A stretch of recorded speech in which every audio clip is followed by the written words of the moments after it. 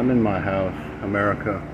I was cooking and I was just sitting here brainstorming, just thinking of stuff that I need to put in your mind so that you know. I honestly do not think that we as Americans know what we're up against. We think that we're up against some kids that are victims of traumatized childhoods. Even if they are, even if that's the case, which I don't hold much, I don't really think that is the case with most of these guys. Childhood trauma might play a part in it, but that is not the absolute reason why they take up arms and do what they do. These kids, these men that do this, these are soldiers. I don't mean soldiers in the sense of military soldiers. I mean these are true, honest to God, methodical killers. They know what they're doing. They plan this to the very point to where they step across that threshold and become killers. Because up till then, they're not killers. Technically, they're not killers. They've never killed anybody. They've never been in a confrontation. Most of them have never even been in a fist fight. Yet these guys are so smart and so intelligent that they're able to stay off our radar. We have the best men on the planet looking for these guys, and they can't find them. We can't find them. You know why? Because they're chameleons. They know how to lay low. They're trained since the crib how to lay low, how to stay out of people's way, how to not get in, how not to send up flags or get in trouble, how to avoid situations where they'll be caught. Honestly, since Columbine, what have we learned about these guys? We think they're a bunch of bounce around stupid idiots. They're not. They take a year, if not more, to plan these. There's a million moving parts in one of these explosive, extreme acts of violence that take the lives of innocent people, unarmed people. They plan this out. They run surveillance. They do surveillance. They pick no less than 15 targets and then whittle them down to one or two and then run surveillance on every single one of them until they're comfortable with a non-confrontational, soft target. And that's the one they go after. That's the one that they walk into. And that's the one that they have been there before several times, many times, if not a dozen or more times, walking through that target, looking through, they're going, planning where they're going to walk, planning where they're going to go, planning how they're going to shoot. And they know that they've got about a 2-minute window to really get the body count, because as soon as they start blasting away, everybody starts running. When they walk into a crowd, the crowd is still just, and I'm not trying to be cold-hearted, believe me, I'm not. I'm trying to be as honest and from the heart as I can. As soon as they walk into a classroom or a movie theater, there's the crowd. They've got a crowd of 30-plus people right there. It's a mass of humanity, and they start blasting into that mass of humanity. And as they're blasting into the mass of humanity, they're getting the body count that they're after. They're getting the body count that they went there for. They've disciplined themselves to know that when they walk into that classroom, there are going to be people there. They walk into that cafeteria, or they walk into that movie theater, or that wherever they walk into, and there are bodies. They're going to start blasting, and then they start to scatter. The victims, the people that are getting shot at, begin to scatter and run.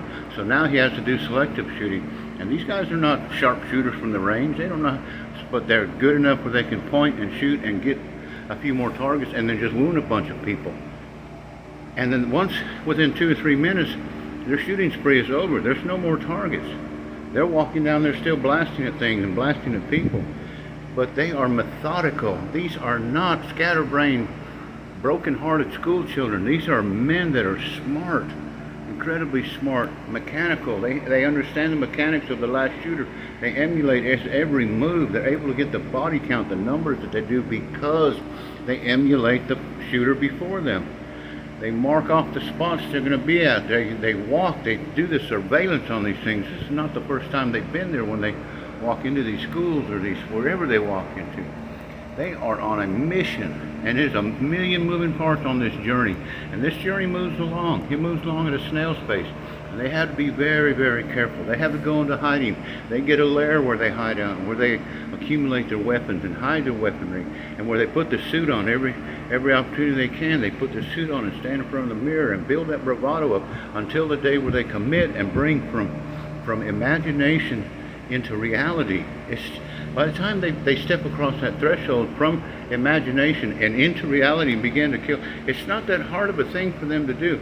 There are many, I know there are many that put on the suit up, put the guns in the car, and head to a location. And once they get there, they change their mind. I know there are. Believe me when I tell you, there are many that do it weekly. And they go back home. They take the suit off, they put it back under the bed or in the closet or in the box in the tool shed, They just don't have the bravado. They can't get themselves to step across that line and commit to kill. But they will eventually. Some just forget all about it and just exist and go finally into oblivion and just disappear on the planet into the mass of humanity. But there are those that wait a little bit longer, build up that bravado, put the suit back on, learn from their mistakes, launch out another time, maybe change their mind once or twice, but then about that third or fourth time, they've got enough courage built up where they just step out and they say, this is it. They sever all ties. They have no ties with God, so they sever all ties with their family. They write the notes, the letters, their manifestos, whatever they're going to write or do. And as soon as they do that, they sever every tie. They cut every single tie that they have to humanity. And once they step in there, they are just a killing machine. That's why there's no reasoning with them. That's why there's no talking them back off that ledge. There's no talking them back, calling those missiles back to the silo. That's why they're able to not throw up flags, because of how smart they are. And I'm not praising them. I'm not. I'm telling you what we're up against, America. We've been invited to a gunfight. These guys have challenged us to a gunfight, like the OK Corral, like the days of old, Western days, where they have called us out and they said, well, I'll be there. And you can count on me being there. And I'm telling you, in a crowd of 30 or more in America, which is all over America, millions of crowds of 30 or more, there are opportunity. They're going to show up. And when they show up with their guns, they're ready for a gunfight. We need to start figuring out how to put an end to this nonsense. I'm going that a little bit more. But that's what we're up against. We're not up against a bunch of retarded, and I say that with respect, retarded misfits from their, no, these guys are mechanical. They've honed their skills. They've honed their killing skills. They've honed the skills of the last murder, the last mass shooter, and they're working to get in there even a little bit closer, even a little bit more dedicated to their commitment. And once they commit, and they do commit, it's over with. It's over with. The only thing going to stop them is a bullet through the head, or several bullets through their body armor. Anyway, that's what we're up against. We're up against smart men that have challenged us to a gunfight. And if we keep sitting around with our hands in our pocket about these guns, and I start putting guns in these crowds, we're going to continue to see our young and our innocent and our brothers and sisters gunned down by lunatics with machine guns. That's what we're up against. It's time to start shooting back. It's the simplest solution. Argue gun laws. Write all the gun laws you want. March, protest. I'm not against that. It all plays into the equation. Students keep marching. Students do whatever you're doing. It plays into the equation. But you better start putting a pistol on that hip. If you, grandpa, mom, dad, older brother, 18 or older, if you're going to a place and there's going to be a crowd there of 30 or plus, you better have a pistol on your hip or stuck down in your pants. A legal concealed carry or a legal firearm license. You be legal. Know how to shoot it. And if that clown shows up and starts blasting, pull that pistol off that hip and put a bullet through his head. That's the only way. And you be the one that the world talks about the next day, not him. You be the hero. You be the one. And as soon as we start doing this and hardening those targets, guess what? It's not going to be attractive to them anymore. They're not going to want to show up and get confrontational. They're not going to want to show up and get a bullet through the head. That's not part of the agenda. Part of the agenda about the bullet through the head was after they killed 30 or 40 people and wounded 14 or 15 or 20, and then they can go out in a blaze of glory. Then they don't care because they've made their mark.